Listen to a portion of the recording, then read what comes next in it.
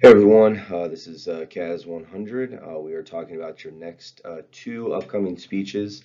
As always, there are folders on Canvas with more detailed explanations as far as what's going to be required for these speeches, time limits, as well as sort of example outlines that you can look at. And as always, once these are completed, go ahead and upload them to YouTube. For both of these speeches, they will require an outline, so just go ahead and put that YouTube link at the bottom of your outline so that I can access the YouTube page wherever you post your speech. All right. So both of these speeches, neither one's due immediately, so you will have some time to kind of make sure that these are the way that you want them before they get posted. The first one we're going to talk about is your professional pitch speech. Now, this isn't due for a while, and the reason is because you're going to need to sort of go out into the world and find somebody in the field that you'd like to get a job in. And you're gonna have to talk to them. So I know that that is gonna might take a couple of weeks to sort of solidify some sort of like on phone appointment or maybe going out and getting coffee with someone. The professional pitch speech is sometimes referred to as like an elevator speech. It's going to be a little bit longer. An elevator speech is usually 30 seconds to a minute. This one, I believe it's 5 minutes. All right. So go ahead and just make sure you look at that evaluation form for the exact times. All right. For this speech, what you're doing is you are going to act as if you are selling yourself to a company in order to get a job. All right. So the outline is going to be similar to the speeches we've done before, as far as having an introduction, three main points, and a conclusion. But you are going to present yourself as if you were in front of a company looking for an employment. All right. So let's go over what's sort of in the introduction part of the instructions or more detailed instructions online. All right. So what we're going to do is we're going to find a profession that you are interested in pursuing. Now, some of you might say, I'm only 18 years old. I don't know what job I want yet. We want to sort of narrow in, focus, and research those jobs. So even if at the end of this speech you sort of realize, I really don't want to do this job at all, you've at least eliminated the possibilities. So one way to figure out what job you want to do is by starting to eliminate jobs you know you don't want to do. All right. So find a profession that you're interested in pursuing. The goal of this speech is for you, is for the audience, all right, so me, to hire you for the job, all right? You need to be specific with your knowledge about the profession. Tell the audience how you're going to help the company. Being specific when you put together your outline, discuss the profession in three main points, all right? So for example, define the profession. Have a good working knowledge of what it is the profession is and what it does. Discuss why you're interested in the profession, and discuss the future of the company and how you're going to help the company. So you can go out there and you can sort of say, I want to work for a specific company, figure out, what that company is all about and what are the future goals as far as, the expansion of the company or where they see themselves going. One piece of advice I give to students when they go on career fairs, go to career fairs and look for jobs, is if you can talk with companies about, obviously your qualifications, but also how you can help the company when it comes to sort of the 5 or 10 year plan for that company. Those are subtle cues that let the company know that you plan on staying there for a while, you plan on investing in the company. Companies, it's difficult and it's expensive to hire people. So when companies get new talent in, they don't want to lose them within 6 months to a year. So you don't want to go in and say, well, I like this job because because it's a stepping stone for me to kind of go off to another company. You can really dig into what the company is and the vision for the company and sort of tell the company how it is that you're going to help them with whatever growth they need. That's a nice cue to them that you plan on sticking around as far as to implement these things. All right.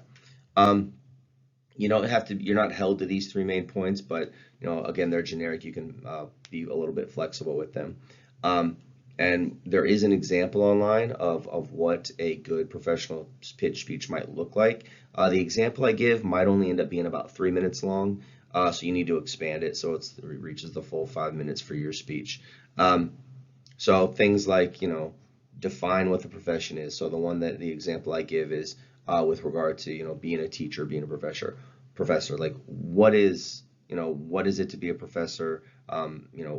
What goes into it? What sort of qualifications do you need? How much schooling do you need, right? Then you talk about like why it is that you're interested in the job. So For me, it's like, why am I interested in being a teacher? And then finally, the future of the profession. I talked about sort of things like, online learning and, being able to do these sort of hybrid classes. What is, education going to look like in the future? And how can, make sure that I'm well, versed in sort of like what the future of education looks like, so that I can help, whatever organization, whatever educational institution I'm in, kind of move forward. All right. So look at that example, and that example that I have online for a teaching profession is a good look at sort of how your outline should be formatted. All right. We get here, use at least 2 scholarly sources. You only need 2 APA sources for this. All right. So things like, for example, according to the book, this is whatever profession you're going into, right? The profession is the fastest growing profession, in the last 100 years. Or, Smith defines this profession as X, Y, and Z. So like if you do teaching, or you do like, I want to be an engineer, or I want to be an architect, or, I want to be a veterinarian, like go find some scholarly sources that sort of define the parameters of what that is for the profession. Now, you do need a third source. You do not need to worry about citing it on your reference page, all right? But you do need to sort of you do need to cite it verbally during your speech, all right? And this final source is to contact at least one person who is currently in the profession that you want and ask them some questions about the profession, all right? So, for example, what's the best major for the profession I want to get? Where's the profession headed in the next 10 years? The interview does not count as a source, but during your speech, you should say something like, as I was thinking about this job, I went and talked to my math teacher. My math teacher from high school, Mr. John Doe, says X, Y, and Z about what does it mean to be, a math teacher. It gives me some advice as far as what degrees I need, what I should think about with regard to student teaching, long-term success, and everything else. What are some of the ups and downs of being a math teacher, let's say in high school? So this is, there is something practical to this. That students usually get a lot out of. And again, some students come in and say, I thought I wanted to do this one thing, and I sort of I talked to people in the field, I realized I don't want to do it. Or you might be a person who's like, there's like 3 things I think I might want to do. I don't know what my major is. So now you kind of go out and you research like one of them very much in depth for this presentation. And then you find out that is a road you want to go down, or maybe after the speech is over, you realize I don't really want to go down that road. All right. But this sort of like networking thing, it's a very professional word. I like to think of it, it has, I don't know, it has some stigma around it. I don't like the idea of, networking as far as just kind of like selling yourself to the whole field. But I do think there's a lot of value in networking as far as, cold calling, sending out emails to people who have jobs that you might like, and trying to find some sort of professional mentor-mentee relationship with people out there.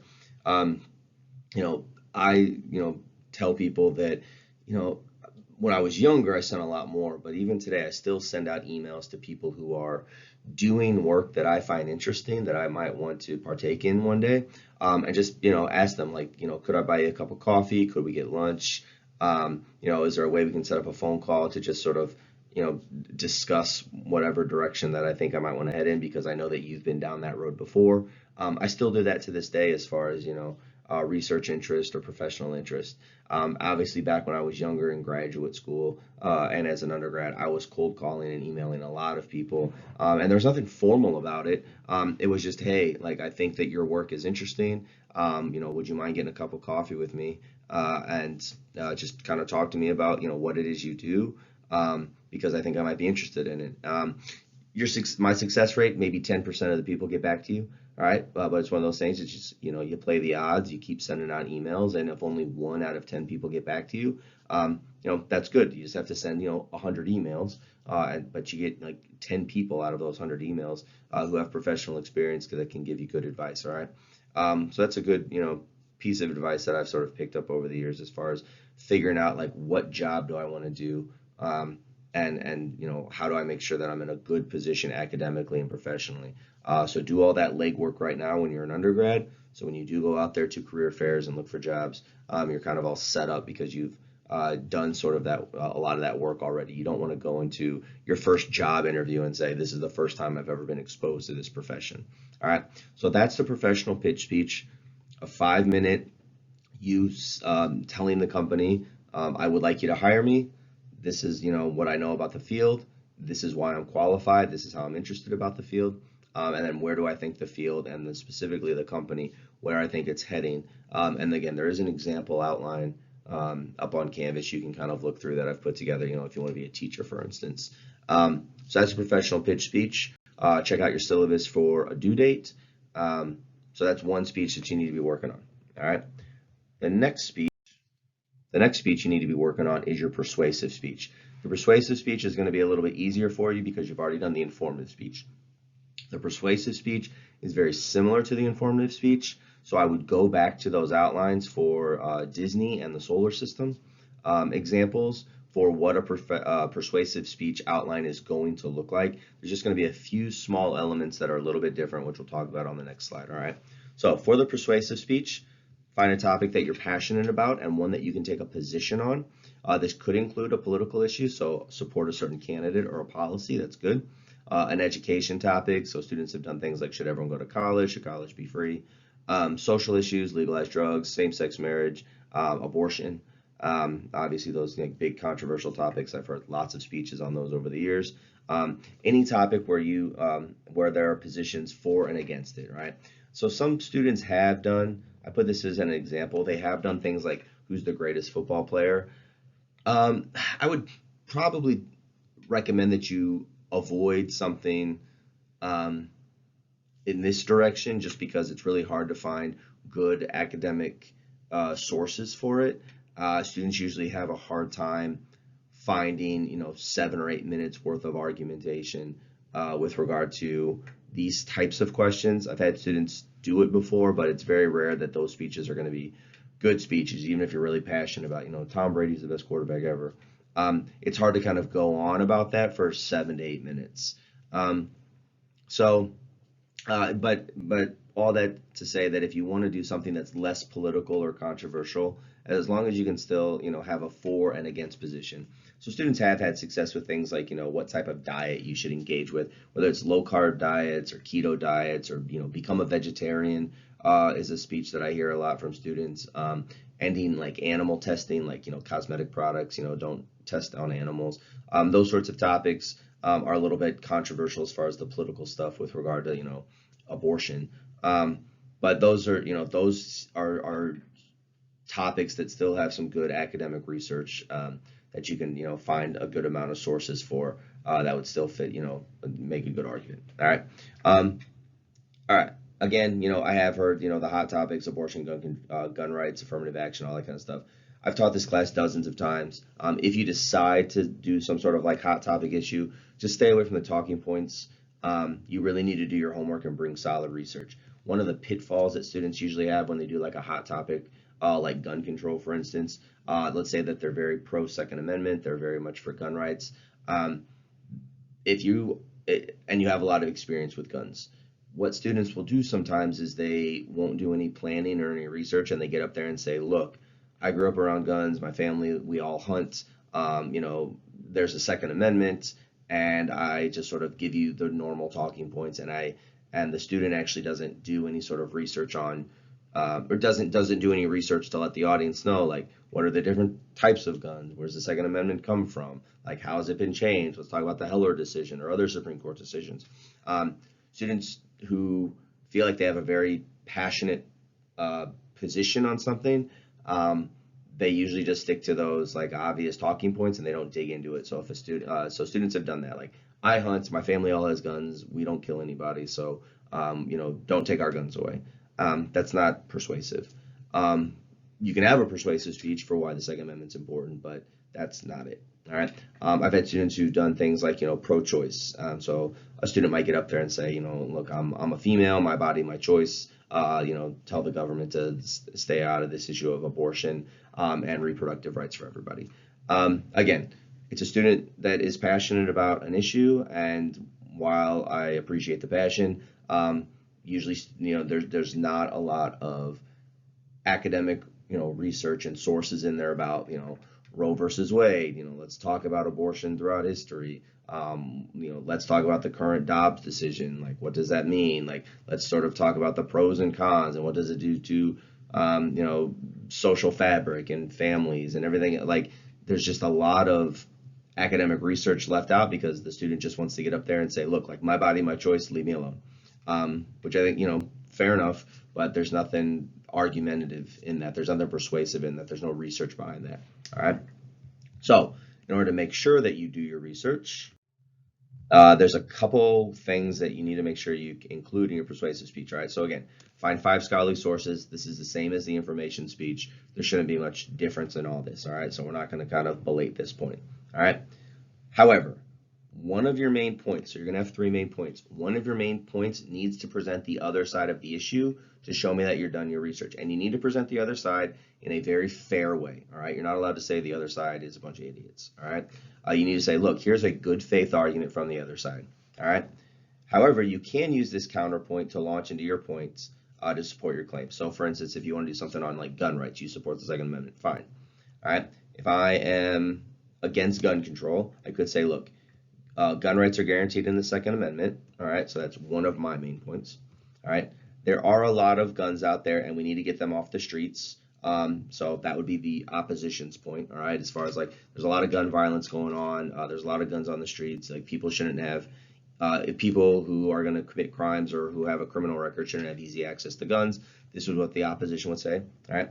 And then I could come back and say, you know, my main point might be something like, however, statistics show that gun control doesn't work. And I could sort of run through, you know, like Chicago has very strict gun control legislation, and you know, Chicago is also a very violent city in certain areas, right?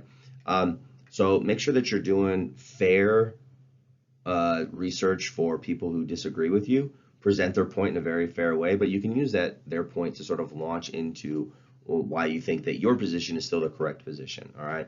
So if you're, you know, talking about abortion, you could do something like, let's just define what abortion is. Let's talk about some of the legality issues around abortion. Let's say I'm pro-choice, right? So people who are pro-life say the following about, you know, when does life begin, and you know, a baby is, you know, a baby in the womb is, you know, separate DNA from the mother, and so you know, it's not really, you know, just the mother's body, it's also the mother's body and the baby's body, and you know, we have to make sure that we protect the voices of the unborn who don't have, you know, all this other kind of stuff. Fine. All right. Then I could use that to springboard into, you know, however, I still think that pro-choice is the correct position because of, you can get into like, you know, health reasons or autonomy reasons, agency reasons. You could talk about, you know, wealthy women will still get an abortion. Even if abortion's illegal, wealthy women will still have access to abortions because they'll find a way to do it. Poor women won't have access to abortions because they won't have the money to kind of get it on the black market or whatever it might be. All right. So you can go into that, but make sure that you're presenting at least one of your main points needs to fairly present the other side of the issue. Maybe you have at least one of your sources. So you have 5 sources. One of your sources should be a source that supports the other side of the issue, a position that you disagree with, but do it in a fair way. All right. So we come up here. No ad hominem attacks, which means don't attack people personally. Don't say the other side is a bunch of idiots. All right. Your scholars engage in a scholarly conversation. All right. Your speech does need a call to action. So in the informative speech, you have this section at the end called a memorable closure. Right. Now that you are informed, you can go make your own choice. In this speech, at the bottom in that memorable closure, instead of a memorable closure on your outline, you're going to put call to action. So you need to tell the audience like something that they can do, and it needs to be small enough and manageable enough. All right. Even if it's a big issue like abortion, affirmative action, et cetera, et cetera, et cetera. Right. One thing that is a pitfall for a lot of persuasive speakers is that they ask the audience to do too much. Right. Global warming is happening. You know, go and like, you know, solve the global crisis. Lots of people are hungry. Make sure you feed everybody. These are impossible things for me to do as an individual, right? However, if you, at the end of your persuasive speech, say, look, here's a big issue, global warming, abortion, gun control, whatever. There are still like individual things that your audience can do, right? I understand that you can't solve all the world's hunger, but the next time you go to the grocery store, buy 1 extra bag of groceries and go drop it off at your local homeless shelter.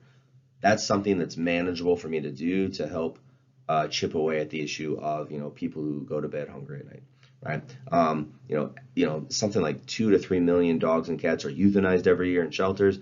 I can't adopt 2 to 3 million animals, but it's like I could adopt one. Like you can go to your local shelter and adopt one, or you can go to your local shelter and like buy a bag of dog food and drop it off at your local humane society. All right. So make sure that your memorable closure is something that your audience can actually do. If it's a big political issue, like let them know. Like, can you go vote for a certain person? Can you call your local congressional representative to tell them to vote for something? Is there money for a campaign to do? Like, you can give $5. That whole like you can give $5 to Red Cross. I can't do anything massive like after a big disaster, but like I can give $5 to Red Cross, right? So make sure that you put your audience in a position where it's like something that's small and manageable that they can do to sort of help the issue. Um, that's your call to action at the end of your persuasive speech. Persuasive speech, very, very similar to the informative speech. You get to be persuasive though. The time length is the same. The format of the outline is the same. The amount of sources, it's all the same. All right. However, you need to be persuasive. One of your main points needs to be in support of the opposition. And then you can tell us why the opposition is wrong, but still make sure that you are showing your audience you've done research on both sides. And then in the conclusion, you tell your audience like what's the thing that they can do today to sort of help out your cause. All right. So you have 2 speeches to work on. I have a couple example speeches this week from Bernie Sanders and Ronald Reagan to sort of show you what a persuasive political speech might be around things like tax policy. So you can watch those. But those are the 2 speeches that you are going to work on over the next couple of weeks. And you can look at your syllabus for when those things are due. All right. I'll be back next week. Next week, we'll get back into a couple of quizzes, a couple of readings. But for right now, just start working on these 2 speeches, upload them to YouTube whenever you want, submit those outlines on Canvas with the YouTube link, and I'll get to watching those. All right. Okay. That's all I got right now, and I will talk to you all next week.